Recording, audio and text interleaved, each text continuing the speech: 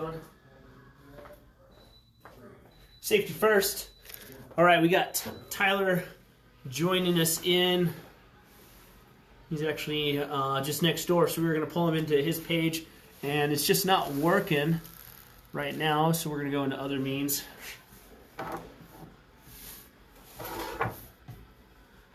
There we go, another Delta Company guy. Sandvig, what's going on, boss?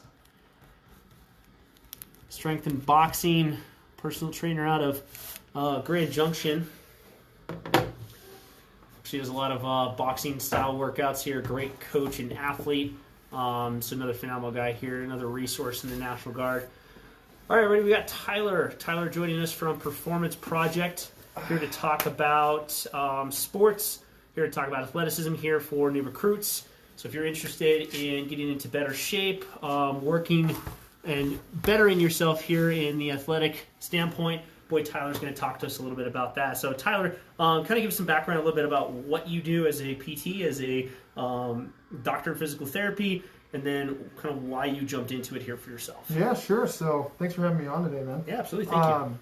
Yeah, so I graduated back in 2017 and been specializing in outpatient orthopedics since my graduation, and have recently ventured out on my own to kind of shift my focus into more the one-on-one hour-long session setting, so that I can provide a little bit more specialized care for people who are dealing with athletic injuries, and really just love teetering and kind of mixing and matching with what works for each individual, because it's not the same for everybody, right? So, 100%. Really enjoy diving into the biomechanics of things and kind of sifting out what's going on for folks, and being able to provide specialized care that way. So, just been getting going and really excited to get things started with the new business. So absolutely, yeah. we're happy to have you here. Yeah, happy to have you here, and I understand you're a bit of an athlete yourself, and yeah. I think as most of us already know is, if you're coming from an athletic background, either through sports or recreation, we know that injuries are going to be a part of that process. Yeah. Can you tell us a little bit about kind of your history with that, and maybe some experiences of your own? Yeah, so I grew up baseball, basketball player, sustained several injuries playing baseball, unfortunately, and kind of led me down the physical therapy path just by me having to have my own PT. Definitely, 100%. It was great to have a couple of therapists who were really, really good at what they did, and that kind of set me along this path. And since then, my passion has been found in kind of working with those people, because I view myself as one still. Definitely. Not as agile and athletic as I once was, but a couple years of college will do that to you. Yeah, exactly. So but I enjoy. There's definitely some similarities there, and I really enjoy working with people who are dedicated to actually getting better. Definitely. Because that's we can do so much, right? But at some point, that person has to take control of their own health, and when someone joins forces with you to kind of really make that happen, it's a lot of fun for both of us. 100%. Yeah, especially as a athlete yourself here, getting eyes on somebody and seeing what they're doing here, with their bodies moving, right, and what kind of mechanics are showing itself here. You're able to see a lot and produce a plan here for them, right? And as soldiers, you talked about being able to better ourselves. I know for myself, when I graduated basic training in 2011, for me, it was just this like constant habit where I wanted to go out and work out. I wanted to go out and better myself. I was running 3-4 days a week. I was doing sprints. I was doing hill sprints. I was lifting weights a lot, and my knees hurt, right? My shoulders hurt. My back hurt.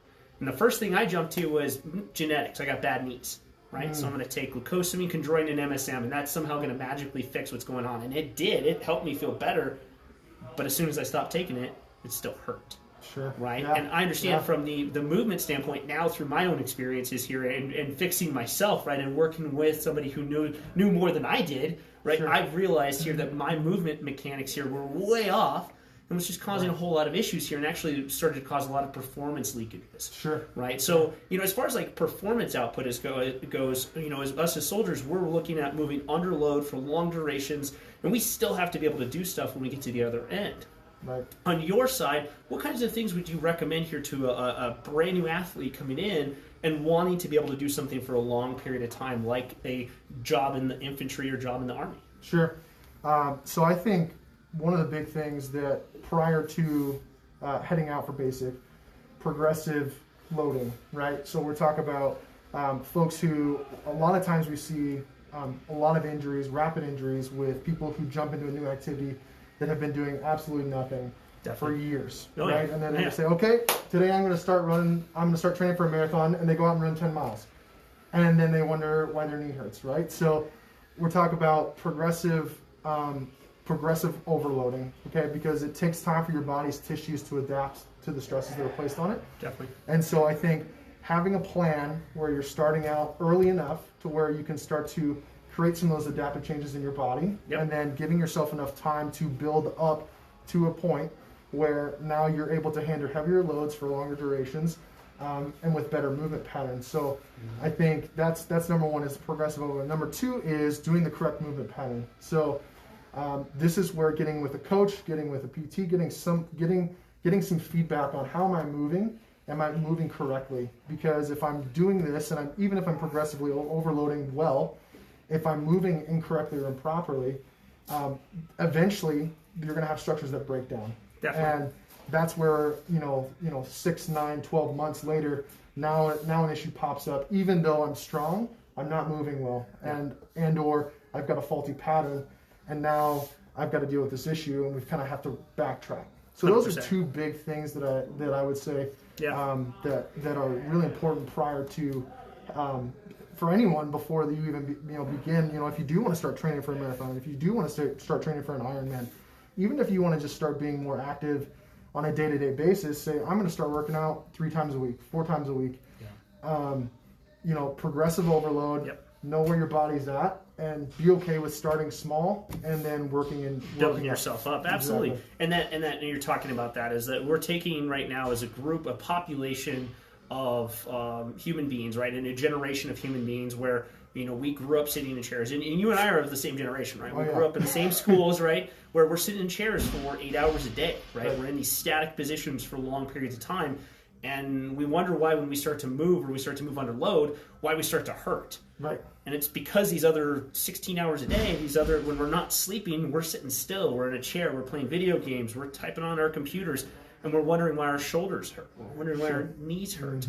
And I think it's really cool right now, and you're talking about that as this the holistic approach here to fitness, is it's not just about how fast and how strong I can be, but rather how to train smarter over the course of time, because that builds longevity. Right. And an interesting thing for you is that as the Army is starting to progress into these things here, we're actually building, and actually our field manual for holistic training starts to dive into how to integrate physical therapists at the battalion level.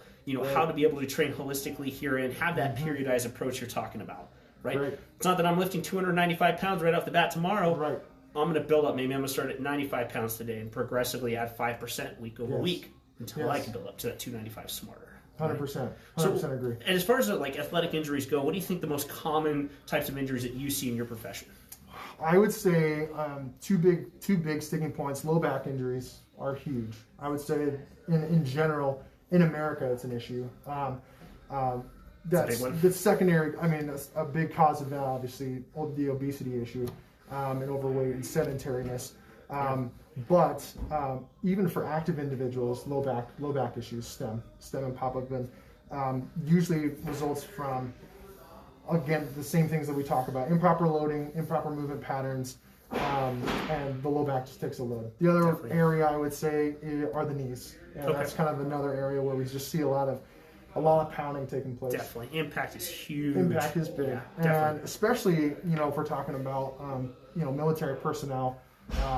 Running is a huge component of the training, and so runners in general are tend to be at an increased risk of knee injuries, and so it is incredibly important to ensure that holistic approach that you're talking about is emphasized, because it needs to be a part of what you're doing as part of your training to help minimize the risk as much as you can. Definitely. Even though you really can't, there's certain things that you have to be able to do, certain things you have to be able to accomplish. So those are the kind of the two biggest athletic injury areas that I see. I could see that. So, and we're talking about here from the perspective of the low back here, and it's interesting that you bring that up. And it is something for me as my civilian career has progressed as a personal trainer, that low back injuries here were a common gateway here to people wanting to move better. Yeah. Right? We understand, and especially as athletes here, even just as a recreational gym goer, when I have a low back injury, how debilitating that can make us out to be, right? Absolutely. We stop going to the gym. We stop doing those exercises because we just don't know the limits of what that injury actually looks like. Totally. Right? And you reference improper movement patterns here, right? Sure. Our new PT test here emphasizes a 3-rep max deadlift. Love it. And a fantastic exercise, right? I know. And I'm like, okay, so like, and we can get into the whole bit here, man. I've been pushing for years here in my personal conversations, like, this is the type of direction we should have been going years ago. When you talk about function, you're talking about the hinge movement, which is a deadlift, and the squat movement, which we literally do every day, right? 100%. And so, I mean, those two, if you picked nothing else, You'd be a better soldier, a better human, better athlete, right? Absolutely. But we don't train in those positions very often, and more importantly here is that we don't start slowly on those, right? And I think very commonly, I either see acute back injuries, right? Somebody that just like they lift improperly one time on a deadlift, right? And they're like, oh man, my lower back is just killing me after I did this one repetition here last week. Right. Or I see like on the squat here is that repetitive movement pattern here where I generally see it's a depth issue, right? Okay. People perceive it to be like, I need to go lower, and instead of their hips going down lower because they can't move to that bottom position, they keep their hips up, they drop their chest down, and that low back flexes. Totally. And over time, we start to see that degenerate down into that long-term issue. No, you hit. I mean, that's some classical biomechanical issues, and that's part of what I do, and the fun of teasing, having the time to tease that out is, hey, is it a lack of ankle mobility? Is it a lack of knee flexion range of motion? Is it a lack of hip range of motion? Is it just poor mechanics because that's how you learned how to squat? Is it weakness and so you're relying on muscles that are actually strong enough to take the load? And so that's part of the fun of teasing all of that out, because then you, on the flip side, you get to see improvements and people feel better and move better, and they don't have as much pain. And like what you said, they're better soldiers, they're better people, they're better athletes. I mean, it's just it all goes together with that. 100%. And, I love, those are two of my favorite movements for people because they're so functional. We do them daily. Yep. And don't we even do realize them it. as a whole generalizing everyone as a population. We are just not very good overall at those movements, at the hinge movement, at the squat movement. Yeah. And so I think if nothing else, you can improve on those two areas, you're going to be leaps and bounds above everyone else, just like that. I would absolutely agree. Yeah, especially as an athlete here. And in the tactical side of things here, we talk about applying those movements here. When we think about functional movements, we think about things that are going to be applicable to our daily lives or to the requirements of our job, right? Sure. And that to us is, the functionality of a deadlift or a squat, huge in the tactical athlete world, right? I'm interested to hear your thoughts because, we talk about, as an athlete here, the requirements that are imparted upon us here. And then, of course, like, what movements can be restricted here. People tend to jump into gear next, right? They tend to think about, like, lifters or knee supports or braces, and they tend to rely on these things here, Sure. I think, pretty heavily. If you have somebody that's experiencing these types of issues here, what kind of gear do you generally guide them into? Sure. So I would say I'm a huge fan of no gear, and I don't love the belts. I can see reasons for some lifters, wrist wraps.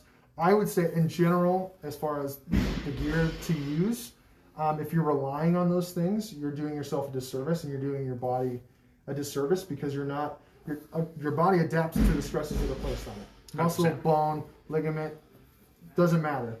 Those adaptations occur based on the stresses that are placed on it. If you remove those stresses, you're not strengthening, and over time you're actually weakening. And so if you go to move something and what would have normally not been an issue suddenly becomes an issue. Yep. I always say those types of things, you see those big time power lifters, Olympic lifters use all of this gear to enhance their performance. So I would say as a performance enhancing tool, those things are effective. So you see the big belts, those can be used to enhance performance. But if we're talking about strictly strength training, building muscle, improving your body mechanics, improving your function, training without those things, is way more beneficial in my opinion than utilizing and relying on these external sources of stability.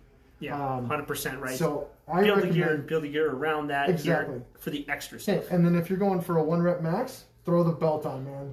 Do what you got to do. Right. Okay, if you feel like you're gonna get some nice, good stability through the trunk. I mean, you're throwing 600 pounds on the bar, and you're gonna throw that thing up. Like, okay, but if you're going through your periodization, I'd say try and stay away from it.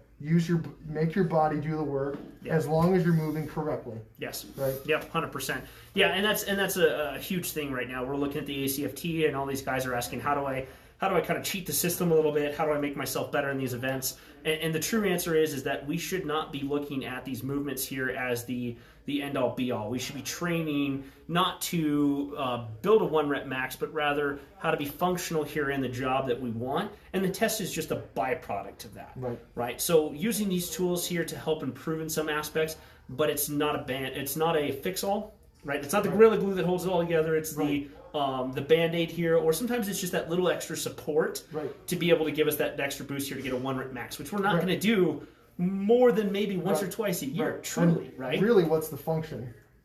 Other than to say I did it, right? Hey, so you say you did it, and hey, you're like, okay, now I'm creating new percentages for my next strength cycle, or something like that. 100%. But overall, other than pounding your chest and saying, which, hey, we do that. We got to do that sometimes. Fun. But at the end of the day, and you're exactly right. Like, strength and conditioning aspect here is going into from 1 rep max. There's a reason why it's a 3 rep max, because most people just can't do a 1 rep max here and actually show what that's like. 3 rep max here is a much safer and effective technique here to test that strength here for these soldiers and just the general population as a whole.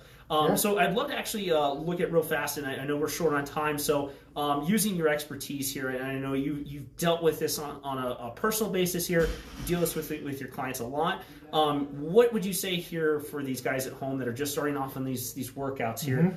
What kinds of things, give them like 2 quick techniques or tips that you would recommend to them to make sure that they're set up for success here for the long term? Oh boy. So I mean, I think get your movement patterns down, number 1. So if we're going back to those functional things, the squat and the deadlift or hinge movement, I would say master those movements.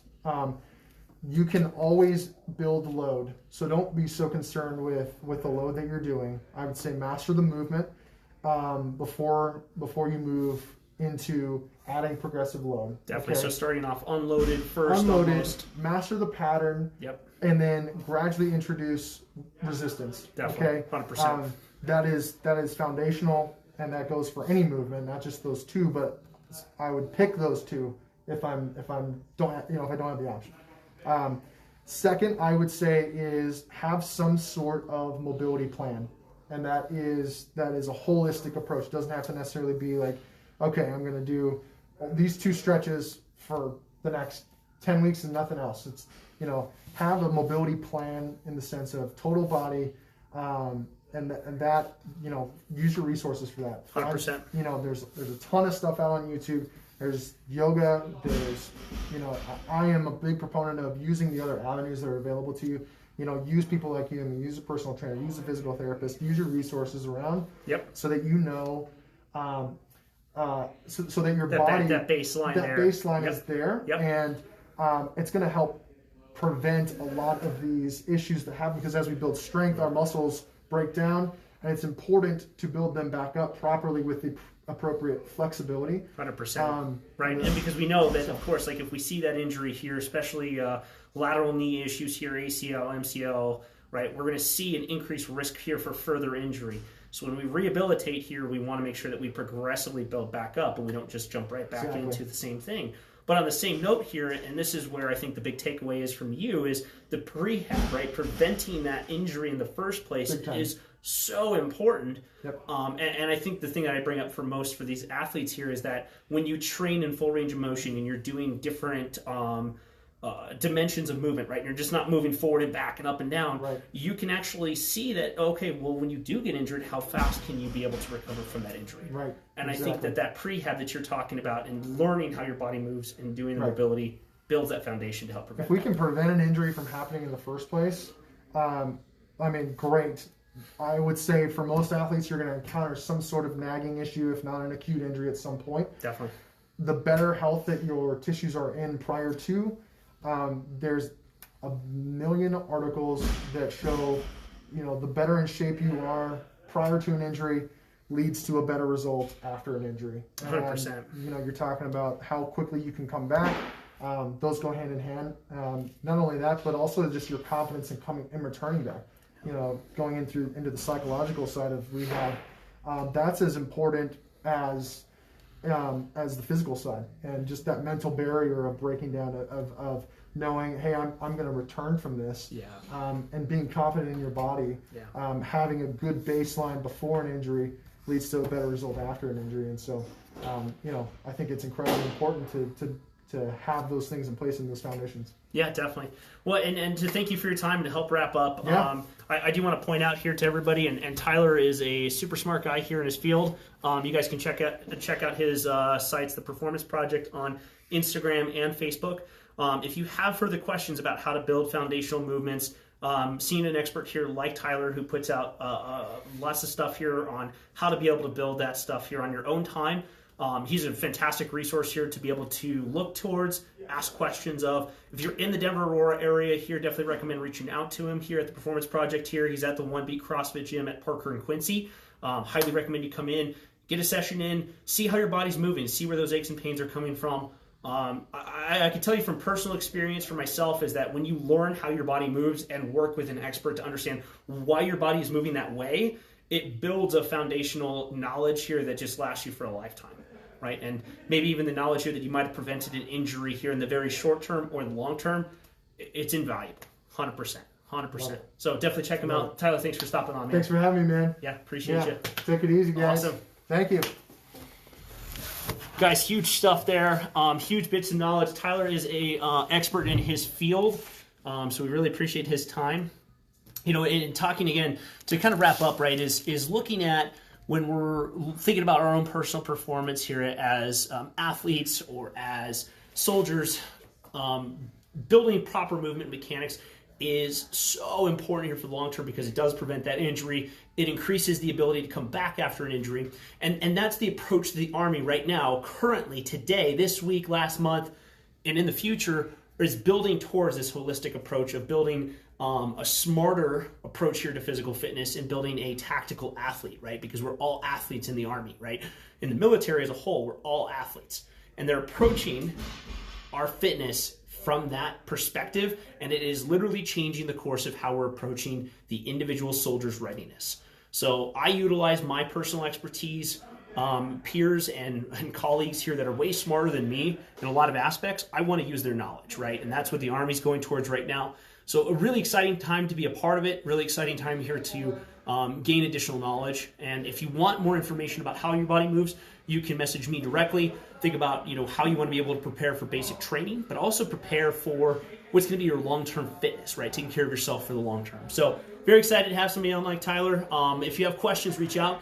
And hopefully we'll see you guys here for next week's Ask a Recruiter Live, Mondays at 1200 Mountain Standard Time. Thanks for joining.